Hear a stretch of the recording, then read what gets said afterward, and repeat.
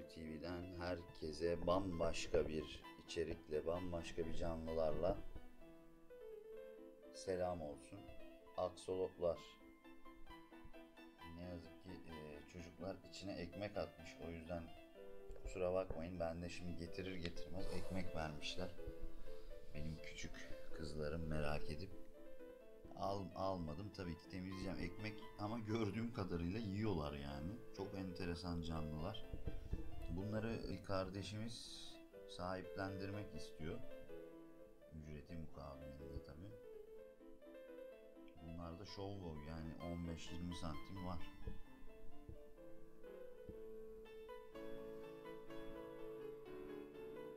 Bayağı da yaşlanmış yani şu herhalde şunlar. Bakın burada tam albino, siyahlardan da var, açık gri gibi rengi. Ekmek atmışlar. Ekmekleri baktım hani normalde.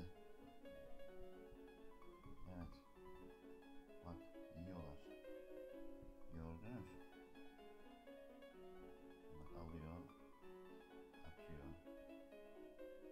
Yani ben de şimdi öyle bir sürpriz oldu ki bu. Bunlara yem daha alamadım ama tabii ki hiç yoktan iyidir. En azından hayvanlar bir şey yer yani. Çok enteresan canlılar. Bunlar da benim devamlı gönlümdeydi. Hatta bir ara bir kardeşimiz bana hediye etmek istemişti ama bakamam diye kabul etmemiştim. Sularını arttıracağım. Ben daha geldiğim gibi koydum. Bunlara bir su dinlendirip koyacağım. Evet, hareketlenmeye başladılar. Bunları sahiplendiriyor. İsteyen olursa yani ücreti mukabilinde benimle iletişime geçebilir. Çünkü ben söyledim sahiplendirme dedim hani birkaç kardeşimiz ücretsiz anlamış. Ya ben gitmiyor olsam ücreti mukabilinde alırdım yani sorun yok. Yani sonuçta hobi işi bu, ayıp değil, günah değil bunları ücretli sahiplendirmek. Ki millet sahibinden de Letgo'da falan satıyor bunları. Durum böyle. Şu ayakları bakın. Bunların bir özelliği var. Meksika aksolot. Meksika su semenderi diye geçiyor. Meksika orijinli canlılar. Ya benim hiçbir bilgim yok. Şimdi bütün makaleleri okuyacağız. İngilizce olsun, Türkçe olsun. Videolarına bir öyle YouTube'dan baktım dün bana söylediği zaman. Hiçbir şey anlayamadım yani. Bunlar akvaryumda beslenecek çok şirin canlılar falan diye videolar çekmişler. İşte ayağını, elini, kuyruğunu kesersen tekrar uzuyor. Çok normalde hareketsiz canlılar. Sevimliler evet. Ama millet de buraya dikkati çekmeye çalışmış. Yani sevimlisinden ziyade çok ilginç canlılar.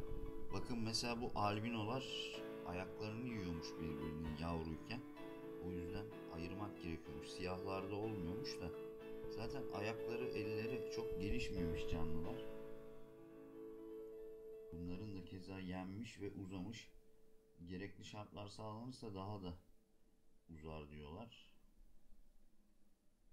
Çok enteresanlar yani böyle solungaçlarını açıyor, kapatıyor arada bir. Tamamen suda yaşayan canlılar diye biliyorum. Ben de şimdi araştıracağım. Yani cinsiyet ayrımı falan hiçbir şey bilmiyorum haklarında. Sizinle birlikte öğreneceğim ben de. Benim de işte bana da dedi sağ olsun kanalına içerik olur. Çok düşünceli kendisi sağ olsun. Hakikaten bir süre bizimle duracak bunlar. Çünkü benim daha ne zaman gideceğim halen daha belli olmadı. 16 Haziran'da bilet var. Daha önce olan biletleri iptal ettiler 2 Haziran'dakileri. Bilmem 1 Haziran'daki 2 Haziran'daki.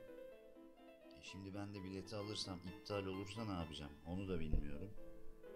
Sıkıntı. Çok değişik canlılar ya. Gerçekten hani beslemeye, üretmeye değer. Bir de güzel para ediyor bunlar. Hani tavsiye eder miyim? Ederim. Saatlerce izlersin bunları ya. Hele bir akvaryuma koydu mu? Şimdi araştıracağım ben de. Normalde bugün çekilişimiz var. Onu kaçırdım. kaçırmamam lazım. Enteresanlar, yani cinsiyet ayrımına bakacağım bunların. Her şeyi öğreneceğim. Böyle bir saklama kabı aldım. Siz de takdir edersiniz ki bunları koyacak yerim olmadığı için. Bunu da dolduracağım ağzına kadar. Balkona koymayacağım çünkü hassas canlılara benziyor da yani herhalde sıcaklığa hassaslar diye tahmin ediyorum. Normalde elini kesiyorsun uzayan bir canlı, ayağını kesiyorsun, kuyruğunu kesiyorsun uzayan bir canlı. Herhalde dayanıklıdır ya. Ama tabii ısı bambaşka bir şey abi. Bakın böyle ağır ağır hareketleri var. Aniden böyle bir fırlamaları var. Çok değişik. Bakalım, bu ekmekleri çocuklar atmış. Yani şimdi dedim ben de tam bu içeriği yapacaktım.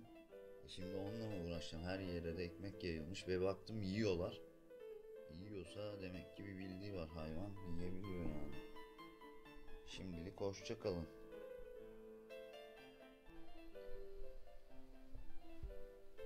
Evet, aksolotlardan herkese tekrardan selamlar. Aksolotları anca tavuk göğsüyle besleyebildim. Geçen çocuklarımızla birlikte çok fazla attık. Suda nitrat patlaması oluştu haliyle. Suyu da değiştirmeyi geciktirdim bazı sebeplerden dolayı. Çocuklara suç atmak istemiyorum. Benim suçum tamamen. Kabul ediyorum. Bir tanesini artık ya nitrattan diyeceğim ki hepsi ölmesi lazım. Nitrattan değil, parçalamışlar resmen. Yaşlı bir tane vardı, sağa solu. Ayakları falan kopuk, kuyruğu kopuktu ucundan. Paramparça etmişler hayvanı ya, ve böyle bir eğilimleri varmış aksolotların. Alanlar olunca birbirlerine saldırabiliyorlarmış ki herhalde onu nitrat patlamasında stres yaptılar. Onu hedef seçtiler. Hakikaten kötü oldu. Yani aksolotlarımız bu. Dip yemi aldım. Vatozlar için olan dip yeminden. Suya attım. Bakalım yiyecekler mi? Test etmek istiyorum. Dip yemi olarak aldığım yem de şu. Size göstereyim. Ahm'ın ada bak ya. 12 lira verdik buna. Ahım'ın dip yemi. Aksolotlarımızdan 5 tane kaldı. Bunları arkadaşımız, kardeşimiz sahiplendirmek istiyor ücreti mukabilinde. İlgilenen olursa bana ulaşabilir. WhatsApp'tan daha ayrıntılı bilgi verebilirim. Veyahut da hepsini almak istiyorsa güzel bir fiyata verebiliriz. Yemler de yaklaşık 15 dakikadır orada. Sert haldeler. Herhalde suda yumuşadıktan sonra onları hüpletirler diye düşünüyorum. Bakalım, göreceğiz. Denemek amaçlı aldım. Çünkü benim bulunduğum yer pet shop açısından zayıf. Bu sebepten ötürüdür ki yani en azından bir yem alternatifi denemek istedim. Bakalım nasıl sonuçlanacak. Burada da fazla tavukları alıyorum nitrat patlamasına sebebiyet vermesinler diye. Buraya koydum. Yani onları atacağım. Aksolotlarımızda durumlar böyle. Meksika susemenderleri kendi kendilerini onarabiliyorlar. Eli ayağı koptuğu zaman, kuyruğu koptuğu zaman. Kendi kalp ve karaciğerlerini de onarıyorlarmış. İşte demek ki o ölene bunlar saldırdı, parçaladı ki halbuki karınları da tıka basa doluydu yani. Neden saldırdılar, nasıl saldırdılar? Çünkü ben kendilerine de arada sırada böyle vurduklarını görüyorum. Ha bir de bunlarda cinsiyet ayrımına baktım. Mesela şu gördüğünüz albino'nun arka ayağının orada bir böyle yuvarlak bir çıkıntı var. Öyle olanlar, zayıf ve o şekilde olanlar erkek oluyormuş. Bakın şöyle bir yuvarlaklık var. Görüyorsunuzdur umarım. Burada böyle karnı şişkin olan ve arka ayağının o tarafa baktığımız zaman o çıkıntı yoksa, yani düzse dişi oluyormuş. Valla şu anda benim baktığım ve anladığım kadarıyla bunları alan arkadaş, evet, bir erkek bu var. Bir erkek şu siyahta var. Öteki de dişi. Yani bunlar aslında, şunlar gold ama tabi bulundukları yerlerde bayağı zorlu şartlarda bakılmışlar ve renklerini kaybetmiş. Vallahi yarı yarıya. Hatta şu siyahlar bile griye dönmüş artık. Bu erkek, şu dişi siyah diyelim, gri diyelim şu. Şu erkek albino, bu dişi albino. Bu da dişi gold tek kaldı. Yani dişi gold tek kaldı. Erkeği çok yaşlıydı, bunun en büyükleriydi. Parçalamışlar abi zaten. Bunların ayakları da bak, arka ayağı kendini onarıyor. Bunlar demek ki böyle albinoların böyle bir eğilimi var. Evet, albinolarda daha çok demişti aldığım arkadaş. Aksolotlarımız böyle. Şimdilik hoşça kalın. Umarım birilerine faydalı olur.